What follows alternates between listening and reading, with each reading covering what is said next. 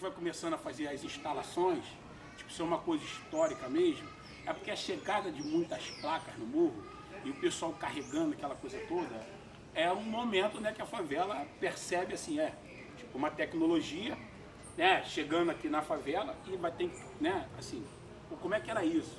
Como é que vai ser isso e tal? Tipo, e hoje é uma cooperativa, tem 34 famílias, a gente já fez lá na creche, no primeiro EDI do Rio de Janeiro, do município, que no Rio de Janeiro não é mais creche, agora é Espaço de Desenvolvimento Infantil, Dona Marcela.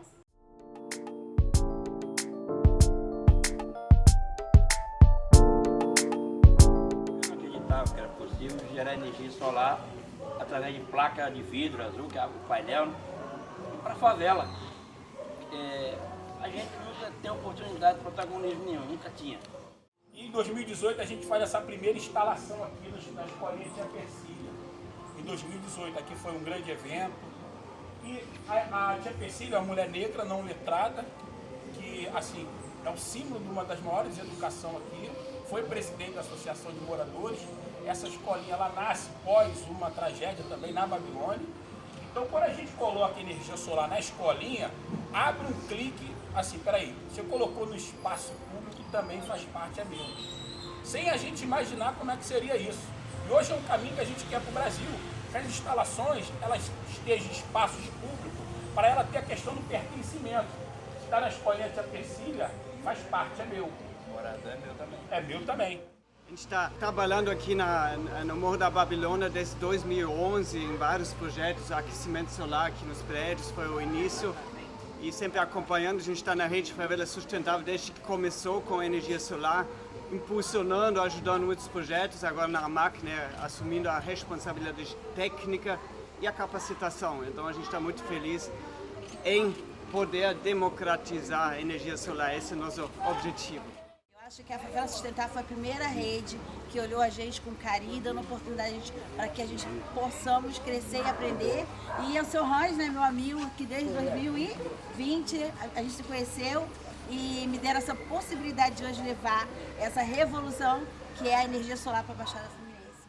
O lugar onde é que tem muita gente transitando é lugar seguro. Então favela é um lugar seguro, pode ser e vai ser por conta da energia solar. E a gente vai fazer esse debate também na cidade, porque o que vai trazer segurança para os territórios mais pobres vai ser energia solar, qualificação profissional, polo de energia solar em todos os lugares.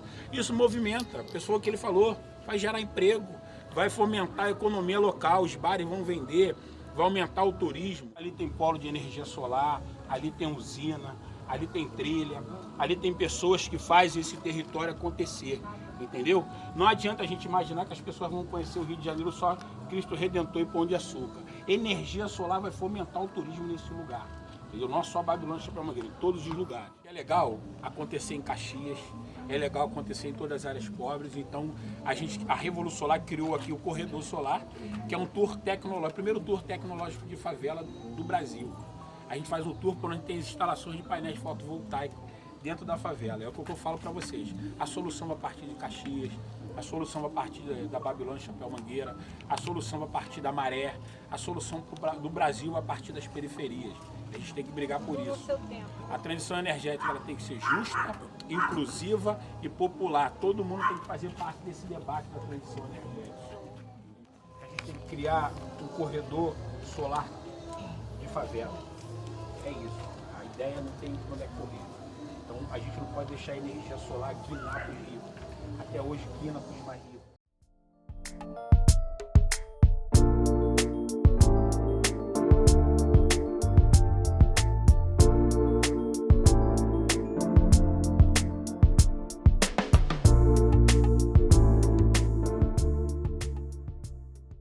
Passa por isso, pelas crianças e adolescentes, essa questão do meio ambiente, né? Não só da questão da tecnologia, mas a questão do meio ambiente, né?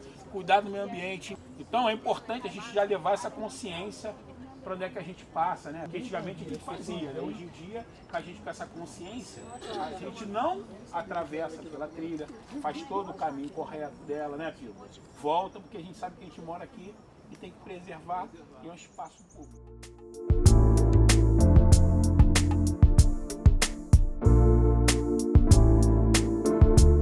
Quando a gente vem aqui e fala da ideia de levar energia solar para dentro das favelas, levar a energia solar para dentro das nossas instituições, dentro da nossa comunidade, é levar essa consciência como aconteceu aqui, tá ligado? Foi uma coisa que o Dinei estava conversando com a gente ali atrás. A ideia não é compartilhar exatamente o que aconteceu aqui, mas, pô, a receita do bolo é essa. Então, se deu certo aqui, vamos compartilhar. A gente sabe que a estrada da Gávea, ela se inicia na Gávea, passa por dentro da Rocinha, não é?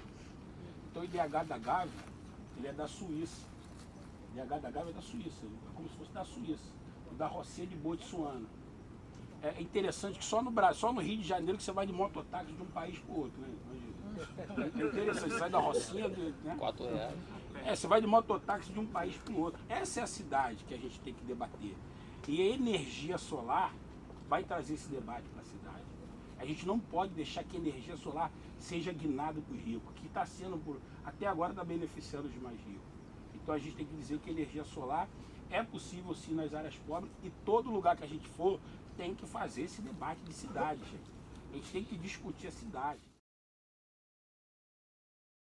Imagina, Adalberto consome 200 kWh, ele merece o quê? Para dar uma batida tipo 12%, 8% do crédito? É assim que é a distribuição. Sim. A gente costuma dizer que o Rio de Janeiro passa por um momento que, se a gente acreditar, ele não volta o que era antes. Se a gente não contemplar os mais pobres, se os mais pobres não for o protagonista desse processo, a gente não sai da mesma.